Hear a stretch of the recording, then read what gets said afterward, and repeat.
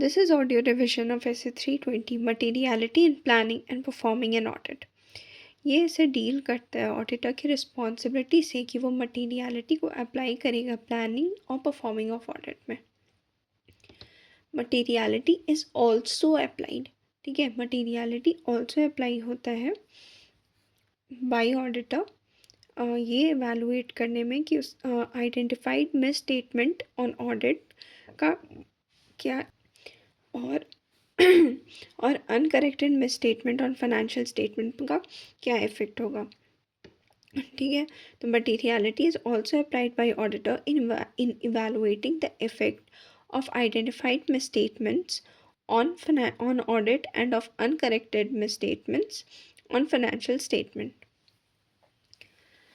Now, next topic is determining materiality and performance materiality when planning the audit. अब materiality for financial statement क्या है. जब हम लोग ऑडिट स्ट्रैटेजी को स्टैब्लिश कर रहे होते हैं तब auditor shall determine materiality for financial statement as a whole. ठीक है, और ओवरऑल ऑडिट स्ट्रैटेजी को स्टैब्लिश करते टाइम ऑडिटर को materiality for financial statement as a whole determine करना चाहिए. Now materiality for particular CAD मतलब classification of transaction account balance and disclosure, इसको कैड बोलेंगे. सो अगर मिस स्टेटमेंट ऐसा है ऑफ लेसर अमाउंट जो कि यूज़र के इकोनॉमिक डिसीजन को इन्फ्लुएंस कर सकता है फॉर एनी कैड, ठीक है, then materiality for financial statement. ठीक है, कोई मिस स्टेटमेंट अगर कैड में of lesser amount which is expected to influence the economic decision for users than materiality for financial statement, तब ऐसे केस में ऑडिटर को डिटरमिन करना चाहिए मटीरियलिटी फॉर दोज पर्टिकुलर कैड कि कोई अगर कैड इतना इन्फ्लुएंशियल है कि उसका लेसर अमाउंट यूज़र के इकोनॉमिक डिसीजन को इन्फ्लुएंस कर रहा है then materiality for financial statement, तब वो कितना इंपॉर्टेंट होगा, इसलिए उसको लेके चलना होगा.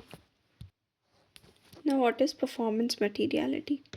Performance materiality means amount set by auditor at less than materiality to reduce probability to low level that aggregate of uncorrected and undetected misstatements exceeds the materiality for financial statement.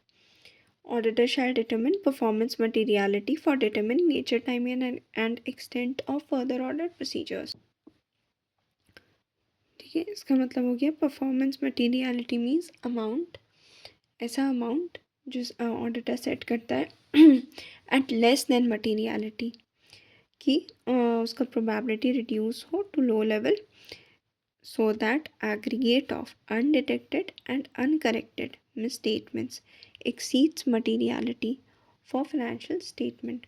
Shell determine. अब performance materiality क्यों determine होता है for nature, timing and extent of further audit procedure.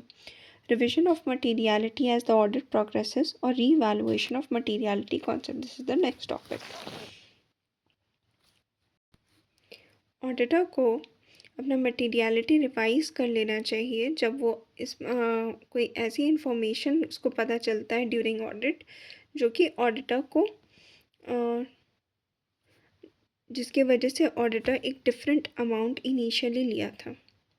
ठीक है, if auditor concludes materiality, then auditor shall determine whether it is necessary to revise performance materiality and whether NT or further audit procedures remain appropriate.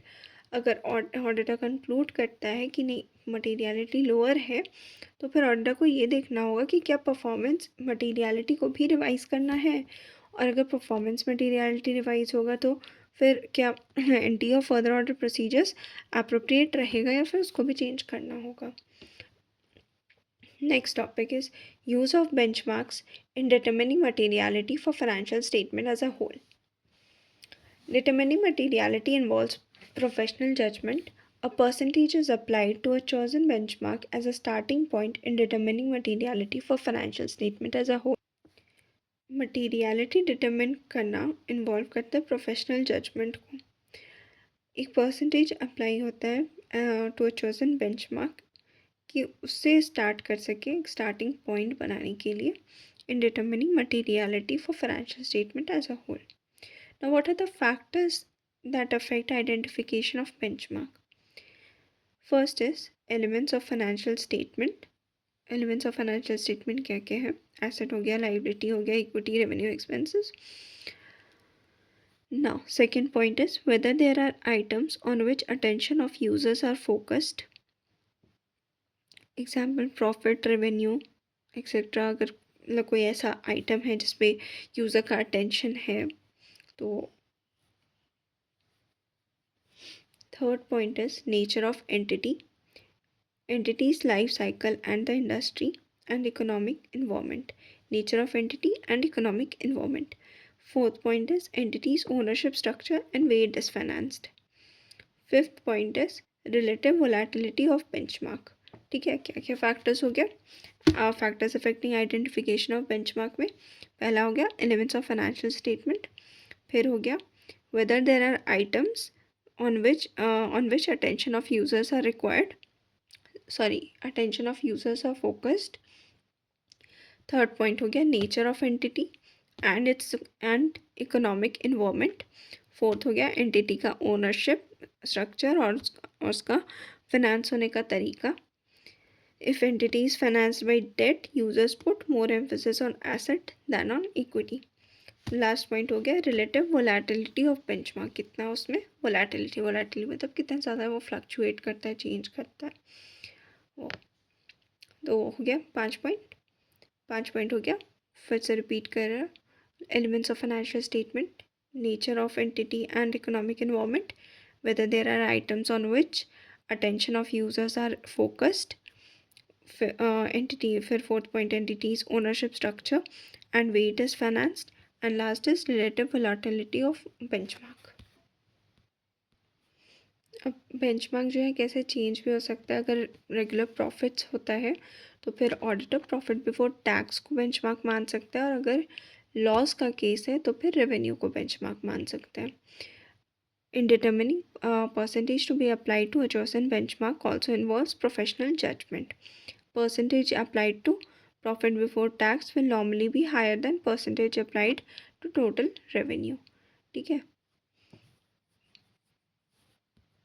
so here we end essay 320 materiality in planning and performing an audit. Hope you like it. Please like, share and subscribe.